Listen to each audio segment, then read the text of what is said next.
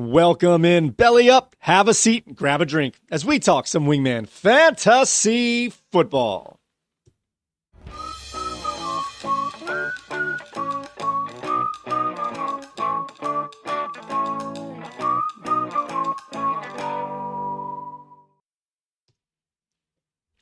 Welcome into another edition of Wingman Fantasy Football, the League Podcast. I'm your host, Michael Furley, and as always, I'd like to thank all of you, or any of you who may be watching or listening to today's show. This is episode 154, a week one preview, and it is my great pleasure to welcome into the bar Mr. Bernie, a.k.a. Team B. I'm Cuban B. Yes, Cuban B. How are you doing today, Bernie? I am excited. I am excited for fantasy football, but I am more excited for fourth and long.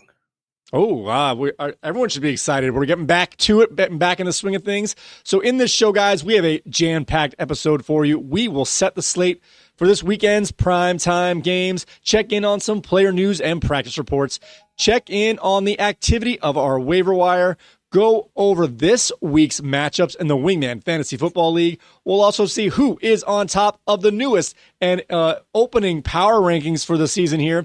We'll also give you our starts of the week. We will have another installment of a fourth and long with Bernie, and we grab our controllers and select our teams in this week's Wingman Jam. And also, we will dive into this week's mailbag. But before we get any further along, let's make sure that everybody is in the room. Wingman Assemble! All right, now that everyone is here, let's set the slate for this week's primetime games. As this is week number one, there are no NFL teams on buys, so all of our fantasy rosters are at full strength. In this, there is, what the heck did I write here? Sorry about that. Got tongue-tied. So, all right, let's start off with the opening game of the season. On Thursday night this week, we have the Dallas Cowboys galloping their way over to Philadelphia to take on the champs and division rivals, the Philadelphia Eagles, at 8:20 p.m. On Friday night, guys, we have a game on Friday. Don't let it sneak up on you. We have the Kansas City Chiefs and the LA Chargers having a powwow in Brazil at 8 p.m. The Sunday night game this week, this is a doozy. The Baltimore Ravens are soaring their way into upstate New York to take on the Buffalo Bills at 8:20 p.m. And the last game of the opening week here is the Monday night game where the Minnesota Vikings look to plunder division rival, the Chicago Bears, at 8:15 p.m. All right, which of these games is piquing your interest the most? The most? I don't even know. They all are because it's week one. I'm so excited. Probably Minnesota, Chicago, but I think that I'm just going to say that Kansas City and the Chargers are piquing my interest the least because the other three games I am excited to see. I'm excited to see the return of the champs and a defense that took a big hit. I'm excited to see Baltimore because I have them as one of my Super Bowl teams in my predictions. And I'm excited to see Chicago and Caleb Williams and the DJ Moore connection because they are on my fantasy football team. Okay. All right, starting off the season here on Thursday night in terms of our fantasy lineups, we had 9 players in our managers' lineups. Starting off with amazing Spidey has A.J. Brown going in his lineup. Waddle Way has his wide receiver duo of Cowboys, George Pickens, and CeeDee Lamb against Ben's brilliant team who is playing the Philadelphia defense. Crazy Fish has Dak Prescott in his lineup on Thursday night, while Red Sox Nation has the reverse jumping Saquon Barkley going. And the Fantastics has 3 players on opening night, starting with Jalen Hurts, Devontae Smith, and Brandon Aubrey in his lineup, hoping to get off to a fast start in week one. Which one of these combinations of fantasy players on teams are looking to get a fast start for their managers? Well, I'm just going to go ahead and zero in on the Fantastics and his team. I mean, as of this recording, when we are recording on Thursday, correct? Yeah, it's fine. Jalen Hurts already has 20 fantasy points. Devontae Smith is taking a back seat with the rest of the receiving core with 1 point. But Brandon Aubrey already has 11.4 points. And I know this because I am playing Fantastics. So I am already losing 33-0. Ooh. What's your projection going on this game? You have a chance? You're already down by 15 points on a projection. I am already down by 15 points. Okay. But I have a chance. There's always a chance. It's fantasy football. Devontae Smith could be a dud, and that would be great. Alvin Kamara could be a dud. He's got a couple of dud prospects going on there. But I do remember. I don't know how many years ago it was. About 7 years ago, maybe even longer. We're getting old, but it was the first or second year that Peyton Manning was in Denver, and he had I think 7 touchdowns. He had like 48 points.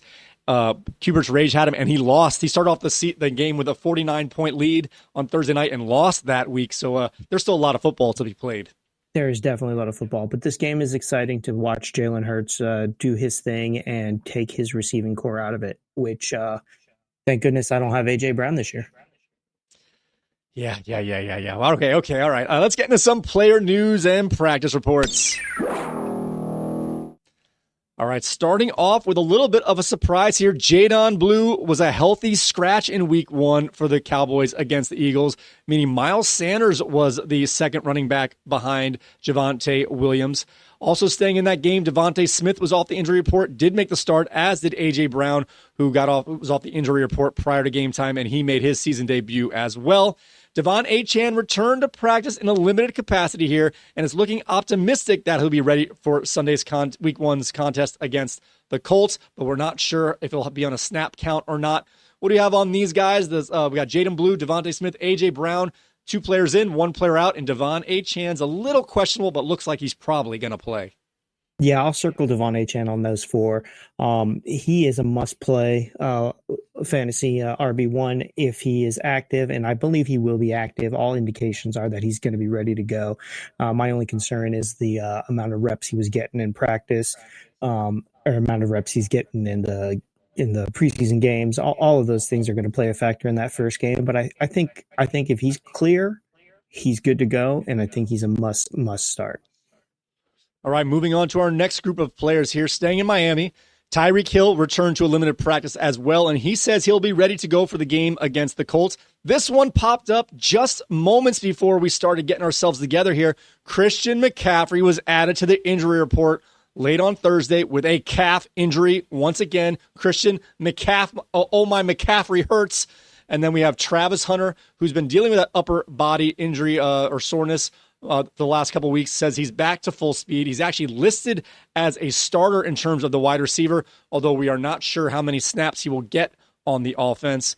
We have Calvin Ridley, who's been dealing with general soreness, is listed as questionable, but is expected to be ready for the game against the Denver Broncos.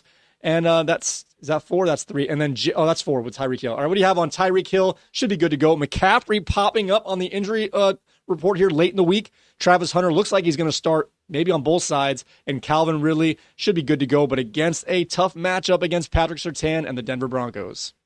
Yeah, Tyreek Hill, again, he's a must start if he's healthy and ready to go, especially early in the season while Tua is under center before he gets his bell rung. Christian McCaffrey, this might be one of those, with Tyreek Hill, keep an eye on Tyreek Hill. He might get into that buy low option as far as trading goes as the season goes on. Christian McCaffrey, who's his backup?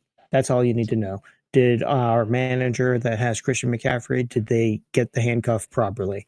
No, the best play, the manager who's known for getting handcuffs that aren't his own is Crazy Fish picked up Brian Robinson, and he's ready to deploy that backup whenever need be.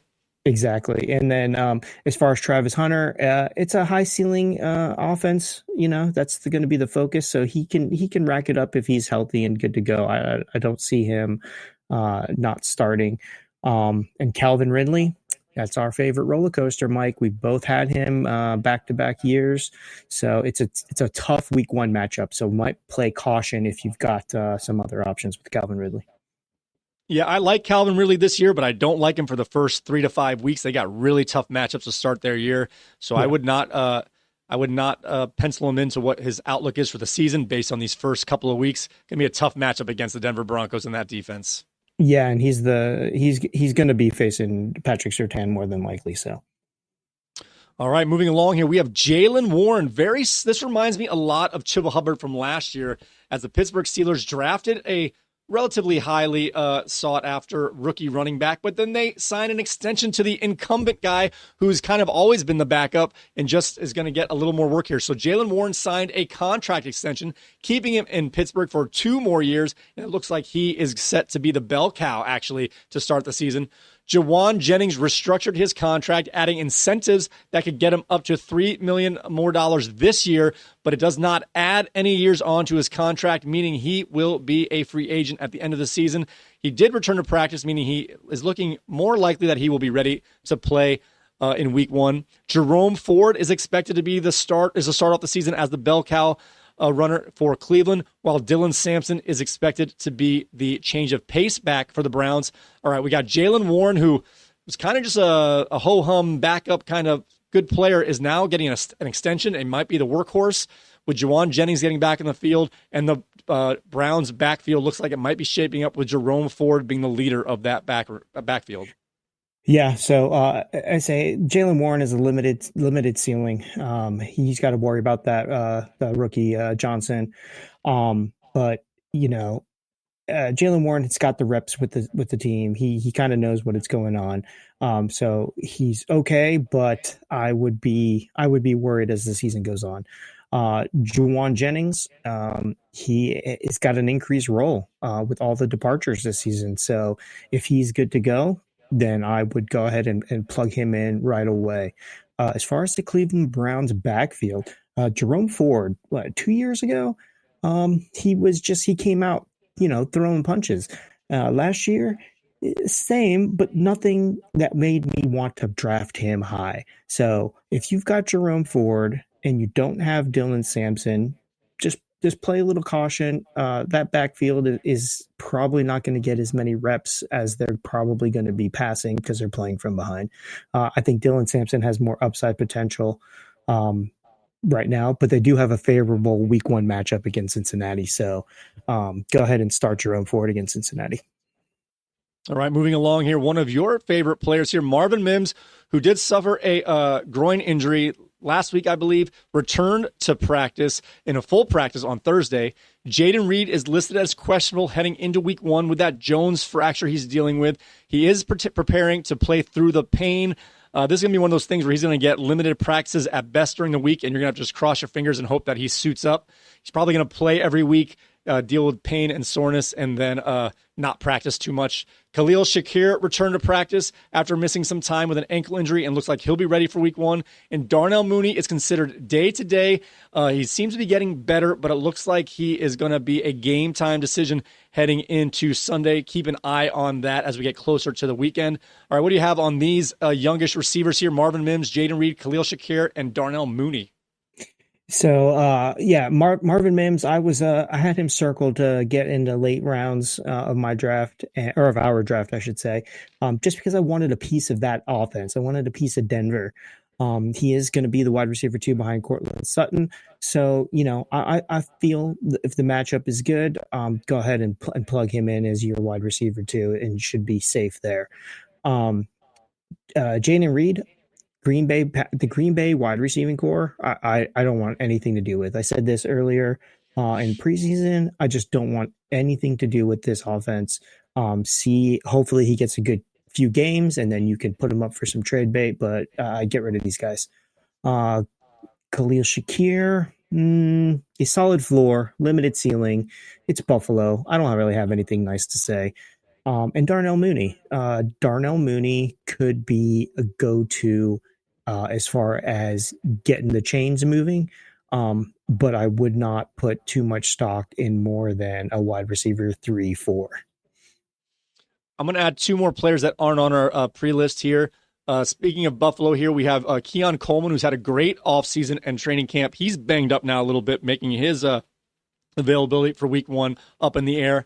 And Isaiah Likely is unlikely to be ready to go for week 1, meaning Mark Andrews might get a lion's share of targets from that middle of the field. What do you have on those two guys, Keon Coleman and Isaiah Likely? Both questionable, and I think Likely's not going to play. Coleman's more of a 50-50. Likely is the one that I would be focused with here. And then if you drafted Mark Andrews in a tight end only league, good for you. He's going to have a great game. If you've got him in our league, I would still be a little bit hesitant. Zay Flowers is going to get his reps pushed up a little bit. I think the security blanket aspect of it, we all remember what happened though. At the end of last season, and that's the last taste that we have in our mouth with Mark Andrews. So is he going to be dropping game-winning catches, or is he going to be, just an aged elite tight end? Jason Witten was an elite tight end, but he aged, and it's one of those things that happens. So Zay Flowers is my go-to because he's just awesome. All right. Moving along here, we got Christian Kirk. Missed practice during the week here with a hamstring injury. It is looking pretty dicey that he's probably going to miss this week. Again, there's still a couple days to see how it's going to go. So Christian Kirk is dealing with a hamstring injury. Matthew Stafford is officially off of the injury report and is expected to make the start week 1 for the Rams. Najee Harris has been practicing in full and is expected to be active for Friday's contest against the Chiefs in Brazil. I've seen conflicting reports saying that he may be the starter, and I've also seen reports that Hampton will be the starter. So I'm not going to consider him being a bell cow here, but it looks like he's going to be active for that first game against the Chiefs. And Keyshawn Judkins, it's hard to say, may sign with the Browns at any moment, but they've been saying that for the last 10 days, as the sides are reported to be pretty close to getting under his rookie contract. Judkins, however, is still looking to potentially have a suspension coming when he does finally sign. So even if he does sign, he may not be ready to go for the Browns for a few weeks. But you have on these last 4 guys here: Christian Kirk, Matthew Stafford, Najee Harris, and Keyshawn Judkins. So with Christian Kirk, I would be concerned. Maybe him being held out of practice Wednesday and Thursday is just something to just get him healed and ready to go. But I would be concerned. So they invested, some pretty high draft picks at the wide receiver position. So I would be hesitant to start Christian Kirk. Matthew Stafford, limited fantasy upside. If you've got to start Matthew Stafford, that means you're probably streaming quarterbacks. So you probably need to go look and make sure he's the best option for you before you start him. Najee Harris, one of those things, committee at best for him. But I would just have him as a handcuff more than anything and not a starter by any means, not even an RB2 or an RB3. And Judkins, if Judkins is in, then focus on Jerome Ford. Maybe before Judkins gets in, Jerome Ford could get you some value, and then you can put him up to trade. Sorry, Elliott just hit a 58-yard kick. Am I playing against Elliott? I feel like I am. I need to check this stat if I even can. I shouldn't do this. It's taking too long. Okay. I'll find out later. All right. Getting on to our waiver wire, guys. We had 7 waiver bids to start out the week for 5 NFL players, where 2 of these players received multiple bids. I'm going. No. Okay. Whew. Okay. Sorry. That 58-yard kick is a huge number. All right. Starting off with Kyle Pitts, was the highest price acquisition post-draft at a $5 bid, making his way to Ben's brilliant team. I want to do the you paid too much, but there was a secondary bid for Kyle Pitts. It was a $0 bid, so he could have got him a little cheaper, but nonetheless, there were 2 people looking to get the services for Kyle Pitts, Kyle Stinky Pitts. The Miami defense went to Red Sox Nation for $1. And the LA Rams defense went to Crazy Fish for $0, who had a tying bid from Amazing Spidey with $0. But the waiver wire priority for the 2 players at the end of the draft, I didn't think I had to put $1 in because I had the 13th pick and was number 2 on the waiver priority. But the team with the number 1 priority got the LA Rams defense for $0.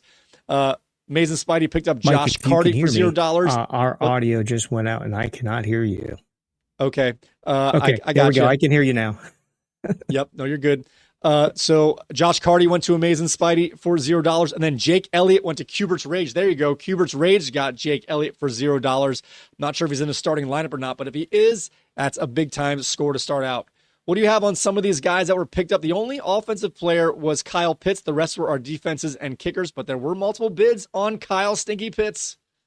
Yeah, defensive and kickers. Yep, that's what we do before week one. I have still yet to do it, but Kyle Pitts, I'm okay with it. You know, it's early. $5 is a lot, I think, for Kyle Pitts, but it's early. Let's see what happens. Let's not make any drastic comments before the games have even been played yet. It's week one. Everything is good. Everything is good to go so far. Let's do this.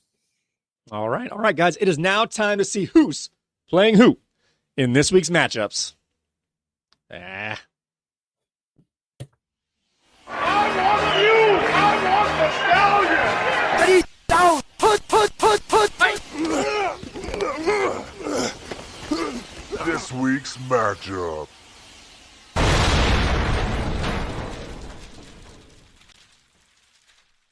All right, taking a look at this week's matchups. Our first game on the docket is Michael's Amazing Spidey versus Katie's King George. I know I don't have the order here. That's my fault. What can you tell us about this particular matchup between Amazing Spidey and King George? Oh, geez, you put. Hold on a second. I'm sorry, I didn't have my screen up and ready to go. Well, I could tell you that Amazing Spidey and King George is probably going to be a very close matchup, with the projected points being only 3 points off.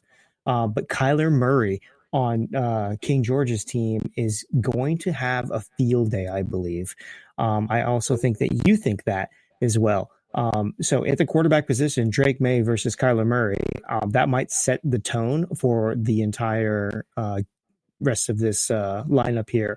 A.J. Brown is not putting up points because Jalen Hurts is taking points from A.J. Brown, and he is on Amazing Spidey's team. So with Kyler Murray on the other team, A.J. Brown on Spidey's team, I'm going to lean towards King George here having a slight advantage. I agree with you. I agree. A.J. Brown hasn't even been targeted. He's jogging. I don't know what he's reading books on the field this time instead of on the sideline. Very upsetting. All right, moving on to our next game here. I'll talk a little slow so you can get it going. Paul's Cubert Rage up against Always Right, Never Wrong. We shall see about this. What do you have on this particular matchup? And is Jake Elliott in his starting lineup? Oh, my goodness. Let's see here. Always Right, Never Wrong. Let's welcome him to the league. This is one of our new players. Is he number 13 or is he number 14? Who said yes first? But Jaden Daniels, Patrick Mahomes, Elliott did not make the cut. He is sitting on a bench with 8.8 points currently, projected to be 5 points over, or I'm sorry, 3 points over his projected points going into this game. But we got McCaffrey on this team. We got Jaden Daniels on this team. We have Isaiah Pacheco. We have Waddle on this team. There's lots of injury risk on this team right now with McCaffrey and with Waddle. So Patrick Mahomes, Josh Jacobs, Puka Nacua, Marvin Harrison, Tony Pollard's going to have a blow-up game. I Always Right, Never Wrong seems to be right so far with no games being played yet. All right, our next matchup here is Nick's Waddle Away up against Ben's brilliant team who put the bid on Kyle Pitts here. What do you have on this particular matchup? So Waddle Away has put lots of eggs in the Dallas offense, which is a good thing. It's not a bad thing. But did he put too many eggs in there for game one? He's got George Pickens, and I don't like George Pickens. As a player, I just don't like his mannerisms on the field and his inconsistency. So hopefully Lamar Jackson can help out Waddle Away. But on the other side, Ben's brilliant team might negate Lamar Jackson with his Joe Burrow starting quarterback, Derrick Henry, Ladd McConkey, DK Metcalf. He's got a slew of people on his team that are not questionable, are not injured, are not in the news. So Ben's brilliant team might have the advantage just based on that. All right, our next matchup here, we have Andrew's Crazy Fish, and I meant to mention this before. We have a team name change. Corey's team is no longer Mac Daddy Twos. He's now May Daddy Twos for Drake May. What do you have on this matchup between Crazy Fish and May Daddy Twos? Well, let me count how many New England starters are on May Daddy 2's team. 0. He's got 0 starters starting. So change the name. Just change the name altogether. You know what? Just change teams. You don't really like them anyway. Brock Purdy starting. That's good. But Dak Prescott's on the other side, and Dak should be having a good game, but he's not. He's only got 5.38 points. So I would have said Crazy Fish has got this quarterback duel going, but with this Thursday night game already going, I don't know. The rest of the team, though, what do I see here? I see Jackson Smith and Jigba and Calvin Ridley on the same team with Jamar Chase. That is a good wide receiver core. I think it's a little bit better than the Drake London, Brian Thomas Jr., and Ricky Pearsall there on the other side, and you're going against Pearsall's quarterback, so I might lean to May Daddy Twos, but Crazy Fish is crazy, and sometimes he just got these guys that go in, man. He's got a kicker named Loop. I don't even know who that is. Come on now. So I kind of realized it afterwards when I was thinking about some streaming defenses. Last year, Crazy Fish was a savant at the streaming defenses.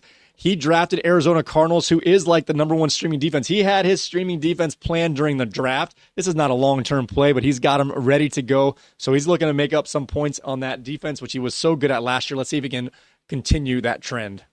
Let's see. All right, moving on to our next game, we have our champion from last year, Alex's They Took Our Jobs, up against returning member from a few years back, one of our new members for this year. I'll take the under 40. What do you have on this matchup between They Took Our Jobs and I'll take the under 40? Well, welcome. I'll take the under 40. It's good to have you back. I've got Baker Mayfield, who is, in my opinion, an MVP candidate for the year, against Bo Nix, who is a superstar in the rise. Denver's offense is going to be stout this year. So right off the top of the board, I think that's an even matchup. I would lean towards Baker Mayfield because I would never go against Baker Mayfield. The rest of the team, though, he's got a rookie over there I'm going to have to remember this name. Under 40. I'm just going to say under 40. Under 40's got Genty as his starting running back, which I like. But I also like Jahmyr Gibbs on the other side. And hopefully that Detroit offense does not lose a step. This is going to be a really close matchup. The only thing that I see that might be the difference maker here is the defense. We've got Houston defense going against Buffalo's defense. Under 40's Houston defense might be able to edge it out. And we'll see, because Buffalo's defense has got to go against Baltimore. And Baltimore, like I said earlier, is one of my Super Bowl predictors. All right, our next matchup here is Reggie's Lionites, who usually starts off 0-5 or worse, up against Jimerson's Red Sox Nation, one of our hottest teams in the league over the last 5 years. Can Reggie's Lionites start the year 1-0 for the first time in 5 years? I don't know. What is it with these Boston-based names? I know this guy doesn't even like Boston teams. Come on now. Yes, Red Sox Nation is going to win. I'm only saying that because I don't want to jinx Lionized. But with Josh Allen, Saquon Barkley as this top two going against Justin Fields and Chase Brown, based on name recognition alone, not even going to see who they're playing, I'm going to take Red Sox Nation here, but I'm not going to count out my buddy Lionized. He's got Butker as his kicker, and Butker might have a chip on his shoulder from the past couple seasons of, getting talked at. So let's go. Let's see what happens. All right, and our last game on the docket is Bernie's Team B. I'm Cuban B. Yes, Cuban B. Up against Ken's, the Fantastics, and Ken's team has 3 guys going on Thursday night. How is this shaping up for this particular matchup?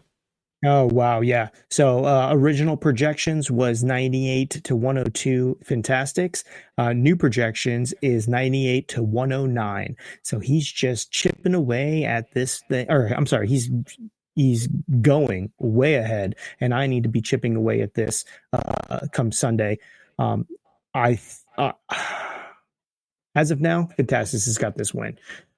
He's already ahead of the game. Playing catch up here, but it's week 1. I haven't seen any of these players play. I don't have any questionable. I don't have anything going on here, but I do have Jared Goff in my starting lineup, and I might put Caleb Williams in. Jared Goff is playing against Green Bay, and Caleb Williams is playing against the Minnesota defense. So I don't know. I think I might want to take Caleb in this situation because I don't know what that Green Bay defense is going to look like. But I'm going to take Fantastics to take the win on this one. So we'll get into your quarterback dilemma here as he's going to pop up later in this show. All right, now getting on to this week's power rankings. I have the power! By the power of Grayskull. I'm living in it, no one man should have all that power.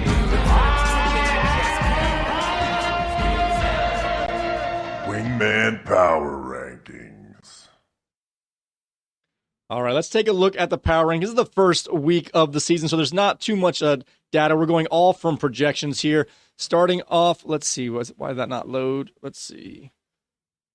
Oh, it's not loading. Outstanding. All right, everything's in as a projection mode here, so let's see what we got for our power rankings. I don't know if you can see that or not. I didn't send it to you. So our lowest rated team here, based on projected points going forward, is Lionized. The aforementioned Lionized here. Amazing Spidey's not too far behind in the 13th spot. Ben's Brilliant Team is in the 12th spot. Under 40 is at 11. Cubert's Rage is in the 10th spot in terms of power rankings. Bernie's Team B is in the 9th spot.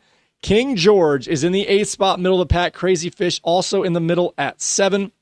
Always Right is at 6. They Took Our Jobs. Our returning champion is starting off strong in terms of projections at 5. Let's see. Red Sox Nation is 4th in power rankings. Now our top 3. Waddle away. May Daddy Twos and your opponent this week, the Fantastics, is the most powerful team in the Wingman Fantasy Football League to start out. What do you think about the rankings there? I have to say Fantastics has a squad to start with. I wouldn't take anything away from that number 1 ranking there, based on what I've seen so far. I haven't seen much yet, but the rest of them, I'm not going to take any stock into this one. None whatsoever. Just Fantastics. He deserves the number 1 spot. Do you happen to have? I can get it if you need be. Do you happen to have the preseason projections after our draft and what our records might be and stuff like that? Do you have that, able to pull that up? I don't have that at my fingertips. Is it in the Yahoo? Does it have that listed somewhere in the yeah, hold on 1 second. All right, now that the draft is done and the season is started here, the Yahoo likes to give us our projected records. It doesn't mean too much here. What are some notable record projections here between some of our players? Notable would be exactly what we said as number 1. 14-0 is the projected record there, which is pretty outstanding for Fantastics. He had an A+ rating. 1,570 points. That's 22 points more than the next guy. But the top 3 are the same. Top 3 are Fantastics, Waddle Away, and May Daddy Twos. So I think they have me at the bottom at like 2-12, which is a little disconcerting. But I think last year they had me at 3-11, and I finished 9-5, tied for the best record. So I'm not. There's always ways to overcome these initial projections here, but it's not. It doesn't make you feel good, at least. Yeah, I would say so. In our power rankings, I think they're the top 3 are really close there, so nothing too far off. But again, I'm not outside of Fantastics. I'm not going to take anything too seriously as far as projections go. Now, I want to see the first week play out, and then I want to see something after that. So it should be good. Looking at the overall points, though, it's a pretty close race in the middle of this field here.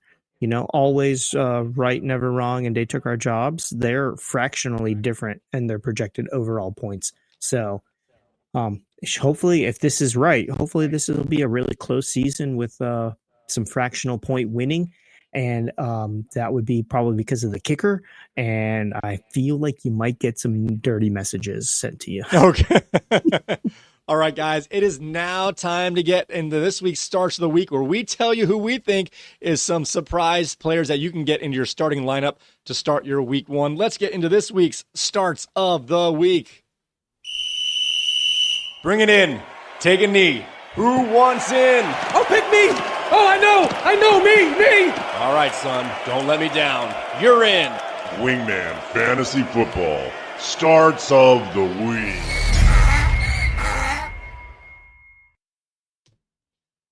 All right, our starts of the week. We're going to go through just the quarterback, running back, and wide receiver position here, as we don't really focus on tight ends in this particular league. Why don't you start us off with your quarterback start of the week? All right. So week one, start of the week, quarterback position. That would be Kyler Murray going against the New Orleans Saints. That defense allowed 237 passing yards per game and 11 passing touchdown in its final 8 contests of 2024. So the Cardinals are expected to play with the lead against the projected worst team. And I just said we don't take any stock projections. They're the projected worst team of the New Orleans Saints. And Murray completes 72% of his passes when he's playing ahead. So the new offensive coordinator, Drew Petzing, said that he's going to make an effort to get Murray running more this season.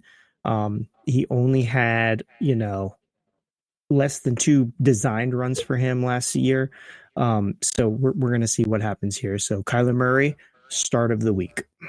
So I have him here projected at 18.7 points just for the range if we want him to get better than that. So that's a pretty high a bar to clear, but I think he can do it as well.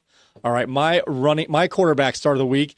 You were talking about whether you're going to play Caleb Williams or Jared Goff. I've got Caleb Williams as my quarterback start of the week. What is this? On Monday night, we're going with the second-year player for the Chicago Bears. This is kind of interesting here. The Minnesota Vikings were actually in the middle of the pack in terms of points allowed to the QBs, but they gave up the most points to the wide receiver position last year. I don't know how those things don't line up exactly here, but they do give up points in the passing game, and since Caleb Williams is not a running quarterback, those points to the receiver are going to go to Caleb Williams here. He's going to get multiple touchdowns and at least 250 yards. Caleb Williams is my dark horse, my streaming quarterback start of the week. I want you to see it. I got my phone here. I am going to my settings. I'm going to my team. I am taking Goff out, and I am putting Caleb Williams in. Caleb Williams is now starting on my team here. I would do it. I would go for it. All right. Moving along to our running back start of the week. Who do you got? All right. For my running back, let's see. Who do we have here? Week one, Chase Brown of the Cincinnati Bengals going up against the Cleveland Browns. He pretty much dominated from week 9 onward last season. I believe he might have finished as the RB6. He faces a Browns defense that allows 4.5 yards per carry in 2024. Joe Flacco, he had a 7% sack rate on dropbacks. So he's going to be the established 3-down workhorse for the Bengals that are going to be looking to control the clock because their defense really can't be on the field. So he's going to be a must start, especially given his draft position. So this one is kind of an obvious one, but this might go game to game because of how bad Cincinnati's defense is. Chase Brown might not get the workload that you might think he should get. So I forgot to mention for Caleb Williams, he's projected at 17.2. I've got Chase Brown projected at 15.8. Another pretty high projection here for Chase Brown, but we think that he's going to surpass that. And I think Caleb Williams is going to have at least 24 points this week. All right, moving along to my running back start of the week. This one was part of our ambiguously ranked duo.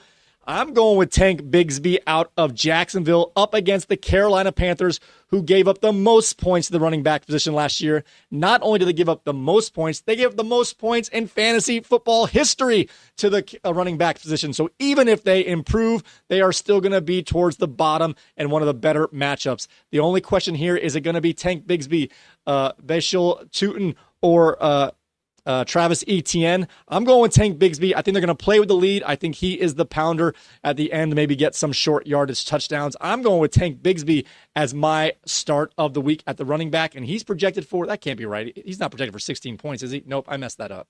That can't be right. Give me to check that. Yeah, because that can't be right. Oh, Tank. So the thing I have here, and I'm looking it up for you right now, with Thanks. Tank Bigsby is, if that role is not solidified, he's going to take the goal line carries, to split this time with ETN. And if Tootin, makes any sort of appearance on the field, those touches just are going to go down and down and down. His projected points are only at 7.73 as of right now, though. There we go. Very doable with the 7.73 points, but risky in my opinion, because ETN is established and Tootin, they got him for a reason. All right, moving along to our wide receiver starts of the week. Who do you have for your wide receiver start of the week? My wide receiver start of the week for week 1. I'm going to somebody or going to a team that I have not talked highly of, but I think this guy might be due this game 1. Jerry Jeudy of the Cleveland Browns going up against the Cincinnati defense that is not rated very high. He's gonna thrive. He's gonna excel in Stefanski's heavily schemed passing game. Play action concepts. It's gonna create great catch and run opportunities for him. He is big. He is fast. This might be the year that Jerry Jeudy breaks out and everybody goes, oh yeah, he is elite. He's just on the wrong team to be elite for. Paired with Joe Flacco, Joe Flacco isn't shy about cutting it loose. Low tier wide receiver 2 for week 1 just because of the team he's on, but he is going against Cincinnati. They are going to have to play catch up. So I expect a high volume contest in that passing game. All right. Again, I made the mistake earlier, but I got Jerry Jeudy at a 12.7 point projection. Of course, you can correct me if I'm wrong. And when we come down to next week where we go over it, we'll definitely have those corrected if they are wrong. So Jerry Jeudy, that's an interesting pick. He was great last year with the likes of Jameis Williams, and Joe Flacco at this point of his career is similar. You're not sure if he's a volatile player, but he can get going, especially if he's not getting sacked. All right. My wide receiver start of the week is Mike Evans from Tampa Bay. Tampa Bay Bucks are playing against the Atlanta Falcons, who last year gave up the 3rd most points to the wide receiver position. And we mentioned it all off season with the injury to Chris Godwin and Jalen McMillan. We do like the rookie Emeka Egbuka, but Mike Evans has the rapport before the rookie can take over here. And we're going to start hot and fast with Mike Evans being my wide receiver start of the week. Yeah, this should be a classic NFC South shootout with the Falcons. They're lacking a complete defense. And you gave the names of the other receiver there. I'm not going to try to pronounce it. But the Falcons tied for 5th most touchdowns allowed at slot receivers. So does that help Mike Evans? I don't know. But here's the wild card. Baker Mayfield. He's thrown 3 touchdowns to Mike Evans this game easily. Wow. I also forgot to mention Cade Otton's a little banged up. He may or may not play. But that's just another receiver who's out, which I think makes Mike Evans going to be targeted quite a bit. I've got him projected here at 13.9. Of course, I'm not very confident in my numbers here right now anymore, but Mike Evans I got at 13.9. All right. We're moving along to my favorite Friday morning segment, and it should be yours. It is time for a 4th and long with Bernie. If I can get it loaded. This measurement could determine the Giants' It is season. time for 4th and long. With Bernie. All right, folks. Hi. Welcome. It's me, Bernie. It's 4th and long. You ready? We're going to have a season of fun this season. So settle in, because we're going to dive into one of the oldest debates in football. And no, I'm not talking about whether the Matrix sequels were actually good. We're talking about something that's kept more general managers awake than their Red Bull addictions that they all have. So if you're a starting quarterback, what do you want more? Elite skill position players or an elite offensive line. Now, before you start tweeting at me that this is like asking whether you'd rather have Superman's powers or Batman's money, yes, obviously you want both. But in the salary cap era, you've got to make choices. It's like being at a buffet with only one plate. You can't have everything, no matter how much your heart wants it. So let's get into this here. Let me paint you two very different pictures here. Scenario one, the glass cannon approach. You've got weapons that would make Tony Stark jealous. Think 2007 Patriots with Randy Moss, Wes Welker, and that offense that scored touchdowns like they were collecting Pokemon cards. Tom Brady had receivers running around like they were dodging bullets in the Matrix, just absolutely unstoppable. Randy Moss was literally video game cheat code activated, 23 touchdowns that season, stretching defenses thinner than the plot of a Michael Bay movie. Wes Welker was the slot machine that always paid out, 112 catches because apparently he thought footballs were magnetic. The Patriots offense scored 589 points. For context, that's more points than most people score in fantasy football all season. But here's the rub. Even with all those weapons, Brady still got sacked 21 times that year, and we all know how that season ended, 18-1, with the final one being bigger than the Death Star's exhaust port vulnerability. Okay? Scenario 2 here, the fortress strategy. Now flip the script. Picture yourself behind an offensive line so good it makes Fort Knox look like a screen door. You've got time in the pocket like you're reading War and Peace in there. You're standing in the pocket like you're at a wine tasting. No rush, taking your sweet time, maybe checking your fantasy lineup between reads. Running lanes are so wide you could drive a truck through them, literally giving your running backs highways to the end zone. Pass protection so crisp, it makes Gordon Ramsay's cooking look sloppy. The poster child for this? You guessed it. Manning, with those Colts lines, especially the 2009 unit that allowed only 13 sacks all season. Peyton got sacked a career low 10 times that year. 10. That's fewer times than most of us check our phones during commercial break. But here's where it gets spicy. Let me tell you about the cautionary tales. David Carr and the Houston horror story.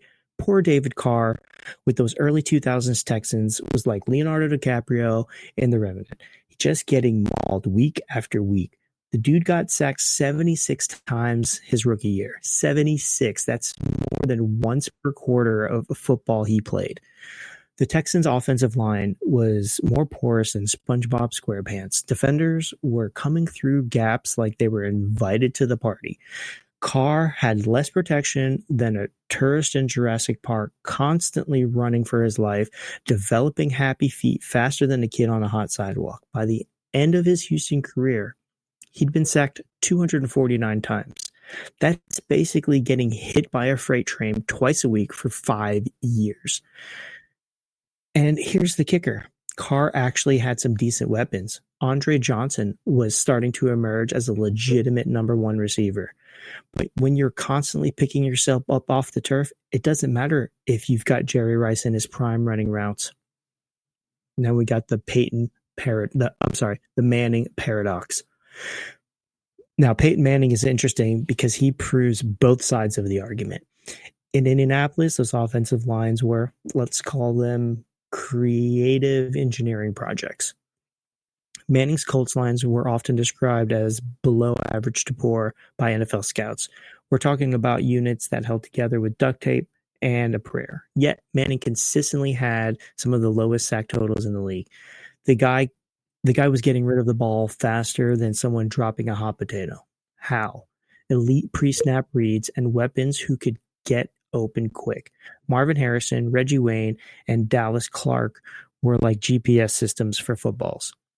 But here's what's crazy. When Manning went to Denver, he had better protection and maintained his elite weapons, and boom, record-setting offense in 2013. It's like he went from playing chess to playing tic-tac-toe. The Tom Brady case study here. Brady's career is like the ultimate experiment in this debate. Early in his career with New England, solid, but not spectacular offensive lines. Good enough to get the job done. Nothing fancy. Weapons that came and went like seasons of a TV show. Some years he had Moss and Welker. Other years he was throwing to guys it seemed like they were that he picked up at the Home Depot parking lot. But Brady's secret sauce was preparation and quick release. Dude was getting rid of the ball faster than someone running a bad Amazon purchase. The fascinating thing about Brady is he won Super Bowls with both approaches. Great weapons in 2007, though they couldn't close the deal, and they won with more modest talent, but with better protection later in his career. So what's the verdict? If I'm an NFL quarterback and I absolutely have to choose, and we're talking Sophie's Choice level difficult here, I'm going with elite offensive line. And here's why. Confidence is everything for a QB. If you're worried about getting hit, you're playing scared. And scared quarterbacks make bad decisions faster than people buying crypto in 2021. An elite line helps everyone. Your receivers get more time to get open. Your running game becomes viable. Even your defense gets more rest because you're sustaining drives. Elite weapons don't help if you can't stay upright. Having Calvin Johnson doesn't mean you're unconscious on the turf. It doesn't matter if you're unconscious on the turf. But here's the real talk. The best quarterbacks make their offensive lines look better through quick decisions and hot routes. The truly great ones elevate the talent around them, whether that's turning a decent receiver into a Pro Bowler or making a mediocre lineman look competent through chemistry and communication. Look at Manning. His Colts center, Jeff Saturday, and the others have said playing with Peyton made them better players because of the preparation and communication. It's like having, the most genius football player right behind you, telling you exactly what's going to happen at all times. So the bottom line here, give me the offensive line. I'd rather have 5 seconds to find my third option than 2 seconds to find Randy Moss running the perfect route. Because in the end, football is like life. Timing is everything. And you can't time anything properly when you're running for your life. So I leave you with that. Get in the comments. Let us know what you think. What would you rather have if you were the quarterback? Elite O-line or elite weapons? Mike, how about you? What do you think? I like not getting dirty. I like getting protected. That's good. Not getting hit that many times like Carr. Yeah, Derek Carr had a very short career. That's what I'm afraid of with Caleb Williams. I forgot to mention that. If he's under 4 sacks this week, he'll be great. Anything over 4 sacks is going to give him a tough day. That's going to potentially stunt his growth. All right, guys, it is now time to get into the arcade room. Time to play the Wingman Jam. Before we pick our teams here, let me just let you in on the rules real quick. This is a game we're going to keep track of the high scores all week long, through the weeks, Here's the rules. You can only pick an NFL team, any players from those team, one time per season. You also cannot pick a team that already been picked. So once Bernie and I make our picks here, you can pick anybody else in the league other than the 2 teams that we've selected. And we're not picking any games on Thursday night as we're getting this out to you on the early Friday morning. So any game between Friday and Monday, go ahead and pick those teams. The best way to do it is pick your team and players. Put them in the comment for this particular video or any video. I'll find it. That way we have the timestamps. So if you see that a team has been picked, pick another team, and you can save that team for next week. All right, with that being said, also scoring is a half-point PPR, 4-point per passing touchdown, and everything else is pretty standard along the way there. No negative points for quarterbacks and interceptions. With that being said, Bernie, it is now time for you and I to make our selections in this week's Wingman Jam. Wingman Fantasy Football. Wingman Jam with Bernie the Bounty Hunter and Amazing Spidey. Boom shakalaka.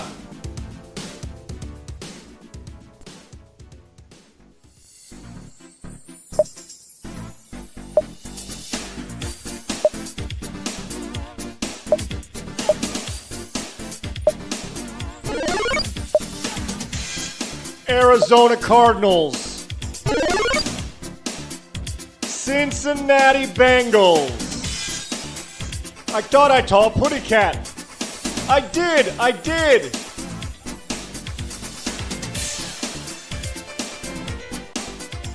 All right, we got the Birds going up against the Cats this time. Little Tweety Bird up against Sylvester. I've got James Conner and Kyler Murray for the Arizona Cardinals up against Bernie, going with the number 1 pick overall right out of the gate here, Jamar Chase and Joe Burrow. What's your thoughts on this particular matchup here? You're going with the higher pedigree team, I think, but I like the matchup for the Arizona Cardinals. Yeah, you guys got a great matchup over there. I'm not going to take anything away from that, but I got 2 things to say here. Elite players versus weak defense. Burrow has led the league in passing yards and touchdowns the last season, while Cleveland ranked 27th in points allowed, and Cincinnati's defense struggles. So the game script is just set up for these guys to just tear it up. Vegas expects a shootout. Bengals are a 5.5 point road favorite. The total set points is about 47.5, 48 points. So, game script, elite players, weak defense. Vegas is expecting a shootout. What more can I say? All right, guys. Don't forget, pick your teams and your stacks. Put them in the comments. And the way we're doing this is anytime you participate, you get a point. If you have the highest score of the week, you'll get 3 points. Second highest score of the week, you get 2 points. Third highest score, you get 1 point. After 3 weeks, the team with the most points will earn themselves the first seat in the Showcase Showdown. That'll take place in week 7. And the winner of the Showcase Showdown will earn themselves a prize. So get those participation points in, get those high ranking points in, and let's see where you finish after 3 weeks, and we will go from there. All right, guys, it is now time to get into this week's mailbag. You've got mail. You've got mail. Wingman Fantasy Football.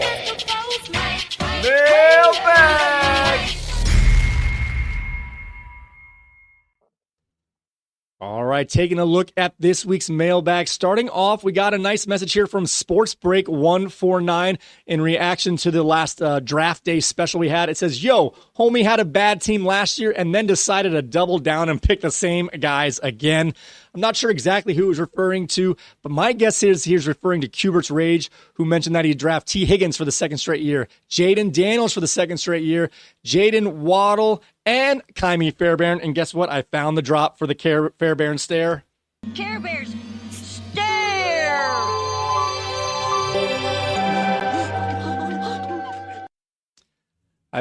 I will say this in defense of Cubert's Rage, if that is the team we are referring to. Last year, he was actually tied for the best record in the league.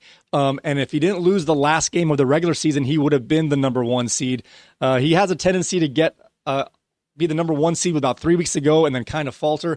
But even these players, whether you think they're good or not, were good enough to get him tied for the best record last year. What do you have on? First of all, thanks, Sports Break. I appreciate the comment. I appreciate you watching all the way through that point. What do you have on people re-upping on some players, even though they might have some questionable projections? I'm okay with that. I feel like most of our teams have a little bit of that sprinkled, some more sprinkled than others. It is what it is.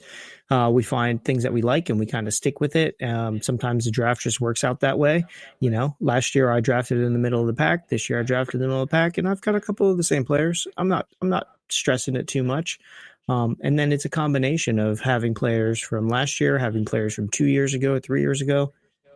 The good players are the good players, man. If you're having, like you said, Cubert's Rage, man, high points. If he's got high points one year and he just couldn't get those wins, why not get the same guys and get the same high points?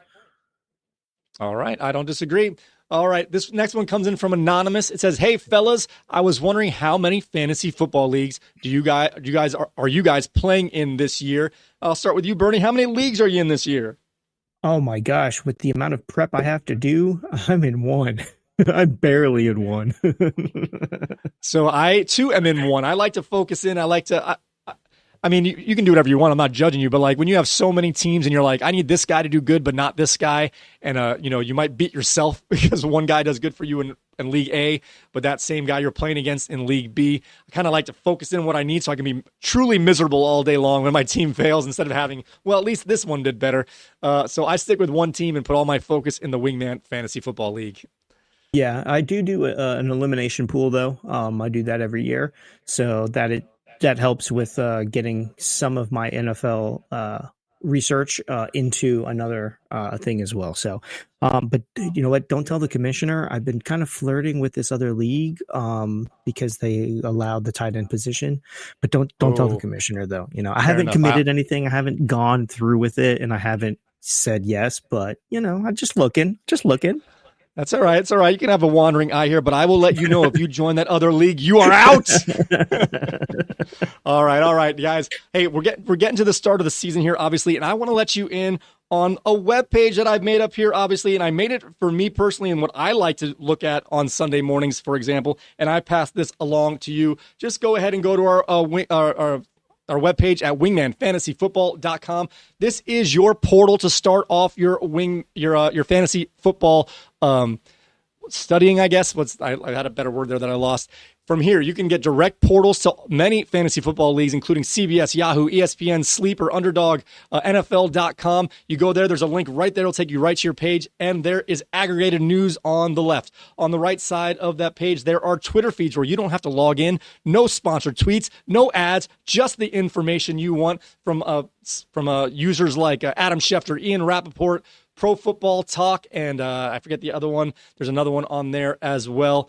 So you go there and get those Twitter feeds, get the aggregated news. Also on that page, right in the middle, is the inactive list. It comes out right when those inactive lists are posted. If you need to double check whether your guy's in or out, it is right there on the page. Like I said, I made this for me to have a one-stop shop to get my news, to get into my leagues, to make my player lineup decisions. So go ahead and do me the favor there. Go ahead and check out Wingman Fantasy Football. It also has on the bottom the weather reports for all NFL cities, so you can check on the weather, so you can see that. I don't, not going to hurt my feelings here. Do you use the wingmanfantasyfootball.com page to get yourself started on game days?